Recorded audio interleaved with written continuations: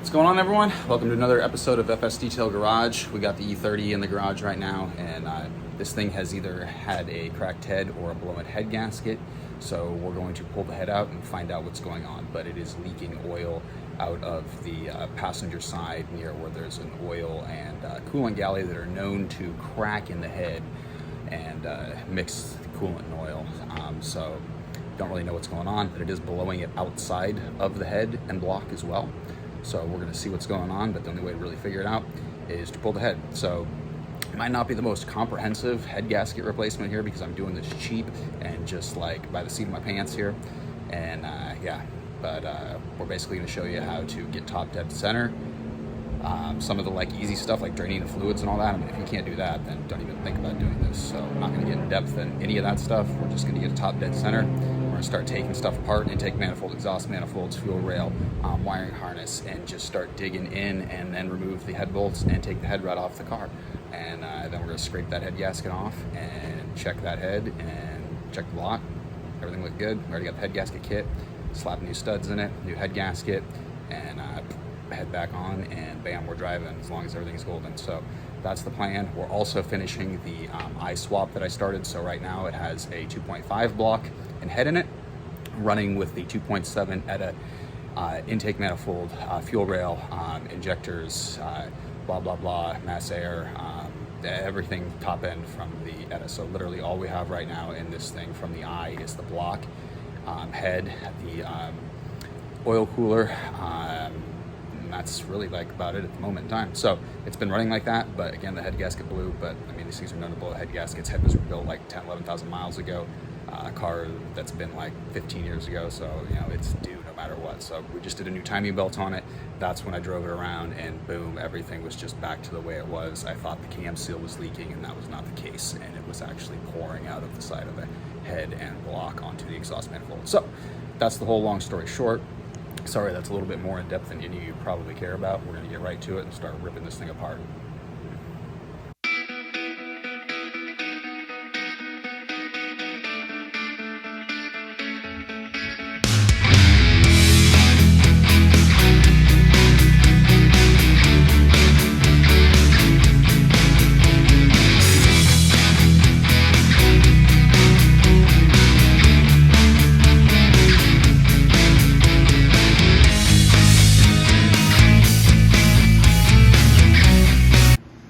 So we got the hood off. Now it's going to be very basic, basically draining the coolant, the oil. I don't even know if you really need to drain the oil fully, but in my instance, because it's already contaminated with coolant, it's got to get drained. So I'm draining the oil, and then everything else is pretty basic. What's going on here? You're going to remove the air intake box. You're going to remove the intake manifold. Everything attached to the intake manifold, fuel rail, injectors. All your spark plugs are coming out. Your exhaust manifolds are coming off. So, I mean, it's basically everything on the top side. It's nothing too crazy. And then unplug the wiring harness from the stuff as you're taking it apart. So that's what I'm on a time lapse here, and that's about it so far. And then we will get down to putting this thing to top dead center before we pull the head off.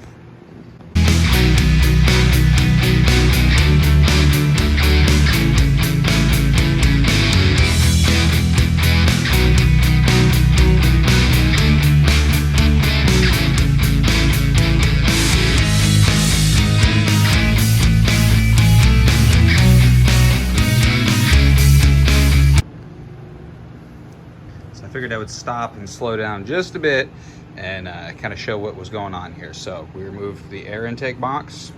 We disconnected the vacuum going to the intake manifold here. We also disconnected the vacuum going to the air intake box. Very simple stuff. Disconnected the mass airflow sensor, the heating element for that as well. We took off all the coolant hoses, and as you can see, we got milkshake. So we definitely got a head gasket or a cracked head problem. We got rid of the overflow tank. We now have the radiator disconnected from the engine. Now we can actually undo it. It's a bolt here and a bolt here, and then unplug it there. Pretty simple stuff. So that's what you're gonna see happen next, and then we're gonna go with once we get the radiator out, the clutch fan comes out, and then, well, actually the clutch fan comes out first, and then the radiator comes out, and then the fan shroud and all that. Then we'll go after the spark plugs, the distributor, blaster. I'm just going to pull it out, so I just get it out of the way since it was new. I don't want to beat it up. And we're just going to then start going at it intake manifold wise. So yeah, stay tuned.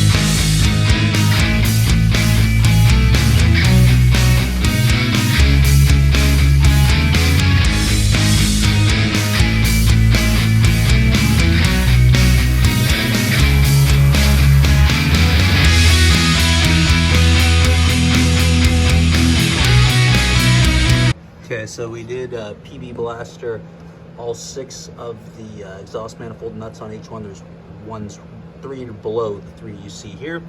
We got the 2 that are on each side here. So again, each one has 6 and then 2 at each end. So it's like a stud plus a bolt there. So we just got a pre-soaking. I got the entire wiring harness undone. So you're gonna unplug everything from the thermostat housing. The entire fuel rail is undone from the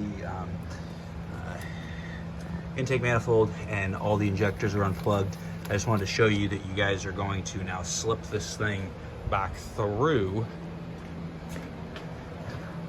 down in here, and everything's just gonna follow suit back this direction, and then it will kind of fall down over here out of our way. And then we are gonna have another bolt right back here. You can kind of see it, and I can zoom in a bit. And then we're going to get rid of that one, and then this whole entire harness is actually loose from the engine. All right, we got all the wiring harness out of the intake manifold here. As you can see, it just looks like a massive spaghetti mess here. I'm going to pan out just a bit. So you're going to leave your wiring harness coming out of here, going back towards the firewall. You're just going to pull everything, this huge clump that came out from going in there, that's all going to come out. This is going to stay, but you're going to see me remove this because I'm replacing the wiring harness with the I intake manifold and all that. So this is the ETA intake manifold, but it's going to be very similar regardless. Even if you're taking the I off, it's just going to be a little bit different variation. But again, you know, if you can't dumb your way through that, then probably wouldn't do the head gasket. So there you go. Going to continue on now with removing the intake manifold. Cheers, y'all, if you've made it this far in the video. Got the intake manifold all done. Like I said, it was 2 bolts each runner, so we're about to rip that off now. I'm just gonna take a drink, pat yourself in the back for what you've done. Now we're just going to get this big pork and sucker out of here.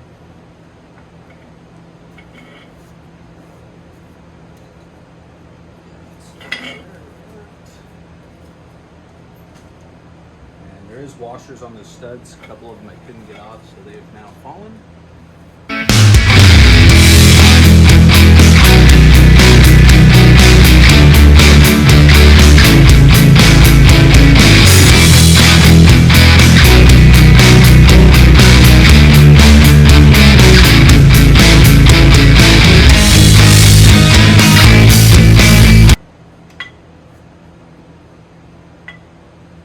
looking to not disconnect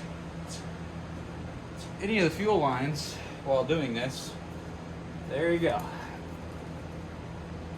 It can be done, but we didn't pull out our dipstick. Kind of sucked. There we go. Yeah.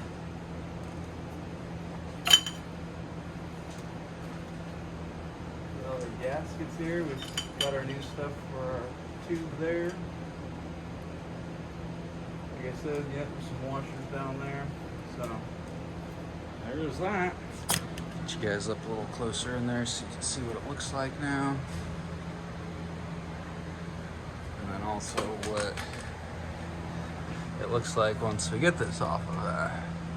And you can see I got a lot of cleaning to do inside this head, but this intake manifold isn't going back on, but either way.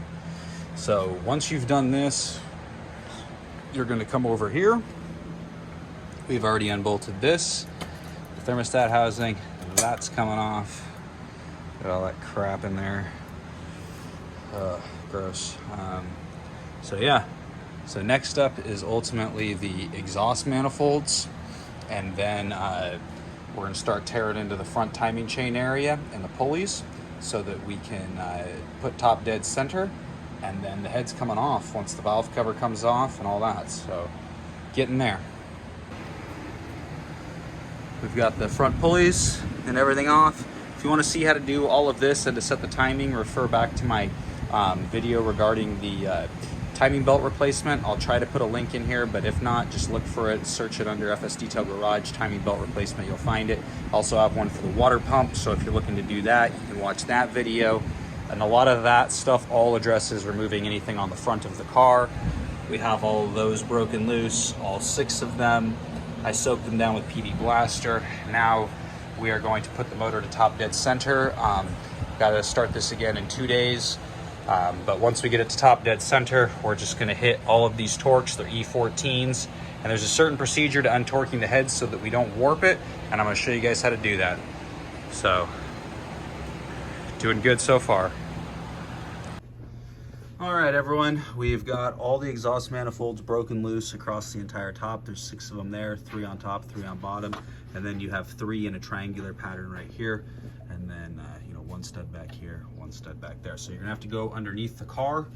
You're gonna more than likely need a 1/4" impact. I prefer the Milwaukee. I also have the Ryobi, but the Milwaukee kicks butt. So if you're looking for something at a good price to last well, that's the tool. You're gonna use this extension here with a swivel and a 14 on the end of it. And preferably you're gonna end up using a chrome instead of an impact, unless you have really thin line impact stuff. But this is what gave all the angles proper for the swivel to give as much torque on those rusted studs as possible. So like I said, we got all the nuts off without removing the studs. Again, this has been taken apart 10 years ago, so mine might be in better condition than yours, but either way, soak it with PD Blaster or any type of penetrating lube, and then go after them. I let these soak for actually 24 hours. So we're just gonna continue on now with setting the timing of the engine, and then that head's coming off. So when undoing your cylinder head, once you have everything top dead center, this is the untightening, well, the untorquing procedure to remove it. So this is the back side of the engine, and this is if we were standing at the passenger fender looking at the motors. So front, back, this is the back corner where your spark plug would go in. And if you're curious onto the shape, just look at the shape being found here, and then look at your thing there. You can see we clearly have the indentations where they're supposed to be. So that's how we know. Next up, when we go to torque the head on, this is going to be the torquing procedure. Now screenshot this, do whatever you need to do. I'm going to explain something real quick here. It's very, very basic. When we're untightening the head, the reason being that we are doing this is because we want to alleviate pressure from the outside and work our way inwards. So basically we're going from here to here, almost like we're doing a wheel, so that the wheel is, on their square.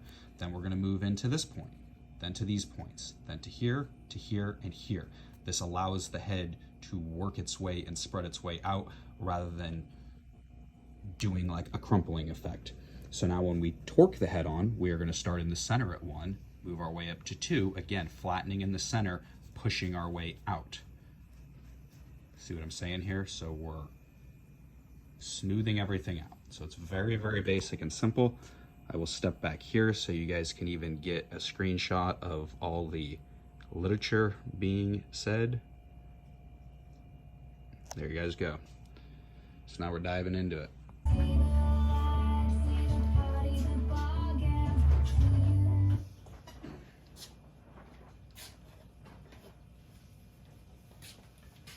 So if you remember previously in the video here, we already removed the valve cover.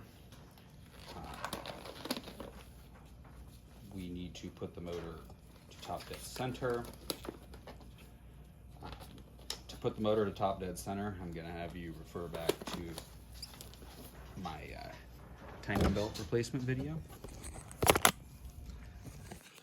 So to put the motor to top dead center, it's pretty basic.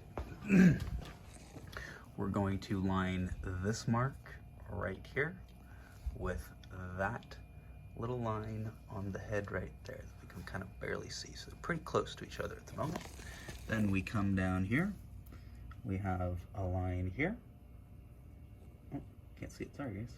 We have a line here, and we have an indentation right there.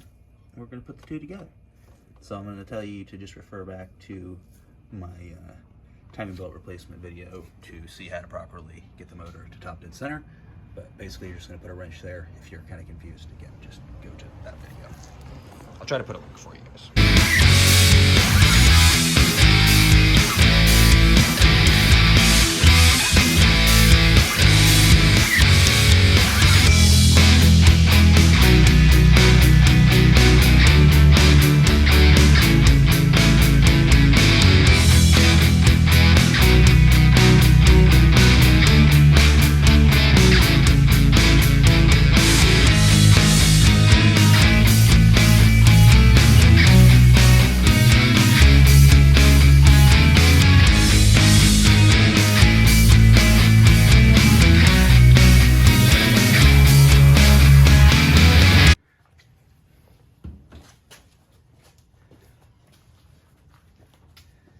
All right, so I was able to get the head loose. You'll probably still have your intake manifold on, so you'll just rock it, and then you're just gonna pick the thing up. But we'll see how that goes.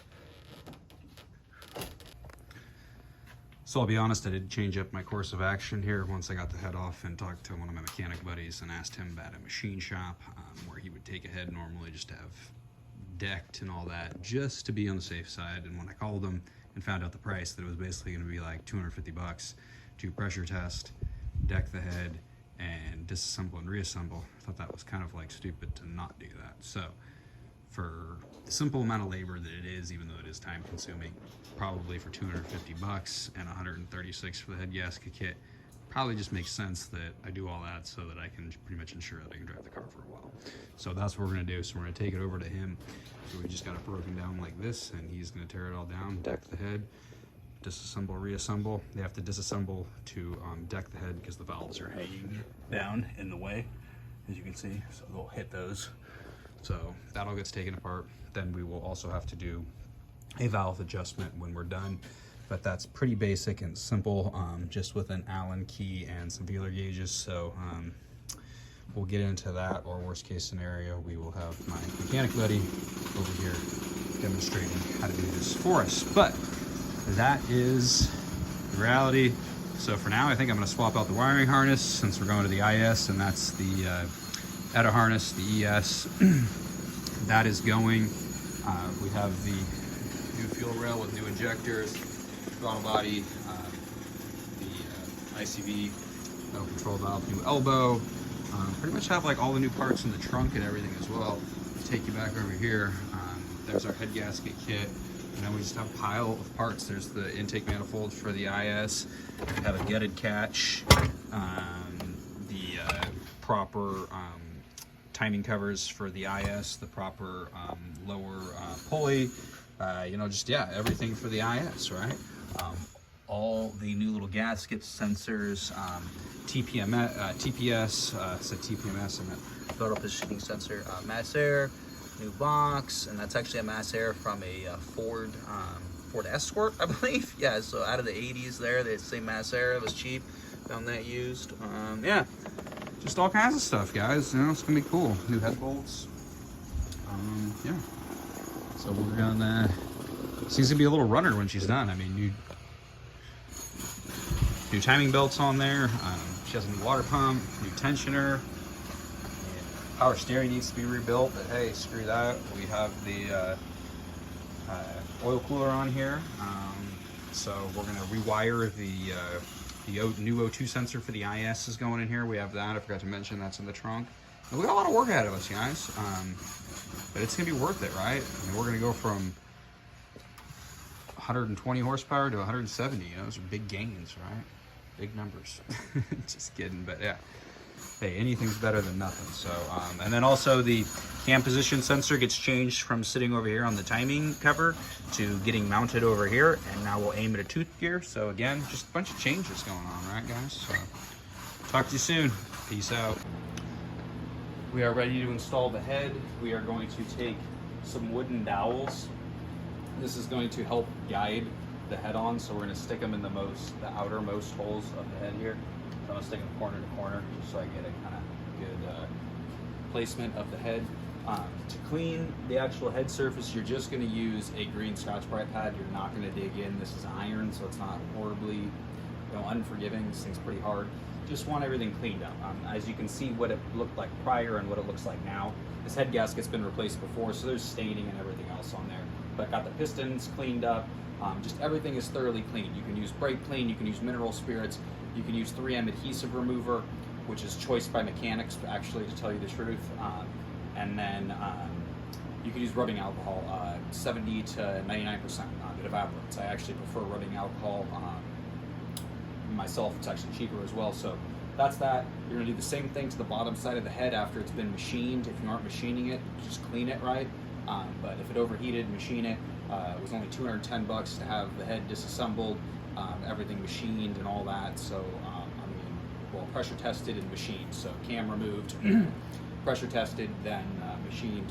So it's all cleaned up. We just got to clean the bottom side. We're going to lay our gasket on now.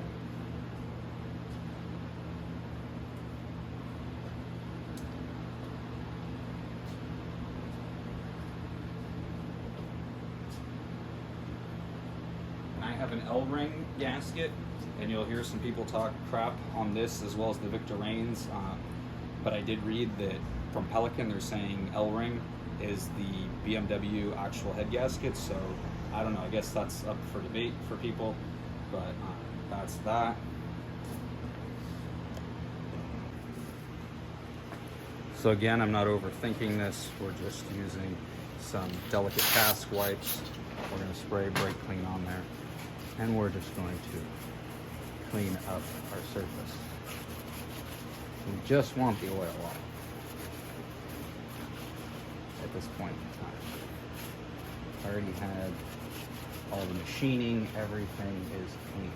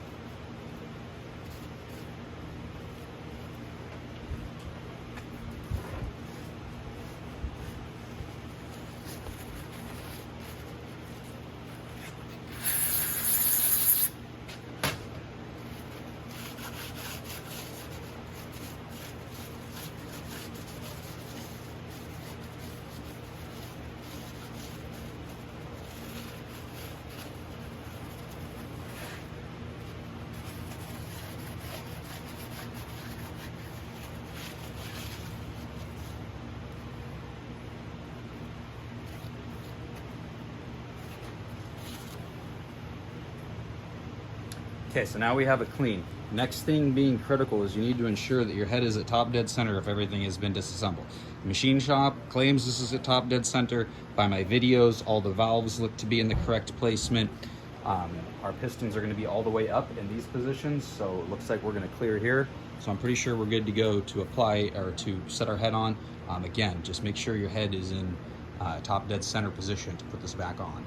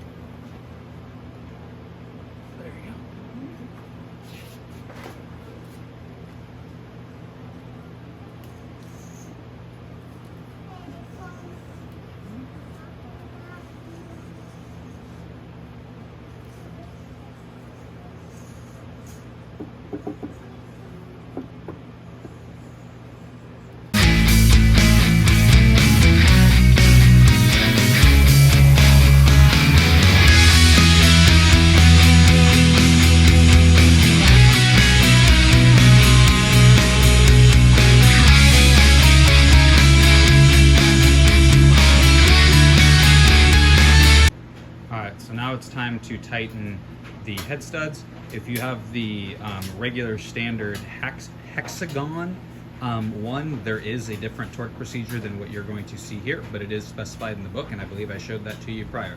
So if you have the updated Torx head style, and these are in E14 Torx, so a Torx, not a hex, this is going to be the torquing procedure. The engine is cold, there's no specified temperature for warm, and we're going to go 22 foot-pounds in a certain order. Then we're going to do 90-degree torque angle twice. I don't have a torque angle gauge, so I'm going to do something that's probably inaccurate and totally stupid, but I don't really have another way, so this is how it's going to get done for me, and this is what I'm going to show you on how I'm going to do it. So you can choose to either do this or not, but we're going to lay this down. I have checked this is exactly a 90. However, I put this bar on here to tighten. I'm going to try to position this so that we're relatively flat, and then we're going to come around here and fall in line with them. So that's pretty much what's going on. It's going to be a little difficult, but that's how we're going to do it. So if you have a torque wrench with a torque angle, then yeah, that's the best way to do it. So I'm gonna go ahead and get things done now.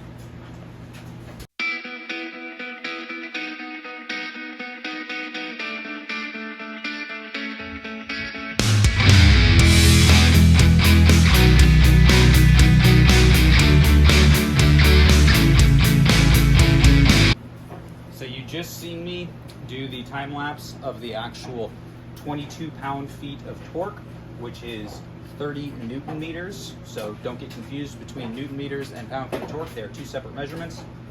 We're doing it in pound-feet of torque. So next up, because again, we have the Torx heads, we're gonna go to a 90-degree torque angle, and then a third time for a 90-degree torque angle. And we're going to repeat that same tightening stage that you've seen. 1, 2, dot, dot, blah, blah, blah, blah, all the way across. So that's how it's going to go down. Going to go back to time lapse.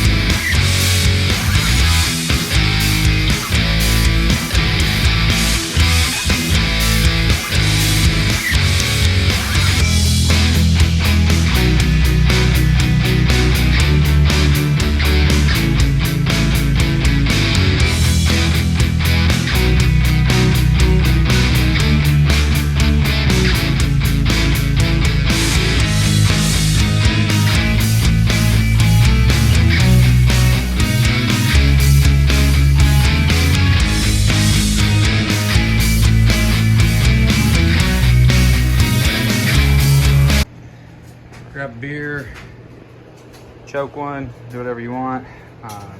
yeah, pat yourself on the back because you just replaced the head on your E30. Now you're not home free yet. We got to make sure that everything timing wise is still good. So we got to put our belt back on, but man, if you guys were capable enough to take on this task, you guys are probably going to hit a home run. So applaud yourselves. I applaud you. Congratulations. Thank you for watching this video. Please like and subscribe. We're going to keep going, put this thing back together, be on time lapse, and hopefully be able to drive this thing soon. But that's that. And see y'all in the next video here, guys. Well, the next portion of this video. Okay, battery is hooked up. We'll see if we have any smoke pouring out of anywhere. We know we had wires spliced over there. We know we had wires spliced in the dash here. So now we're gonna turn the key on and we're gonna see what happens. Oh Lord, got scared.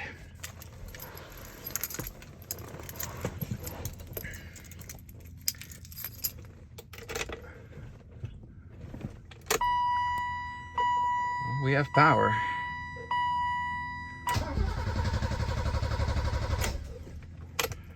One crank.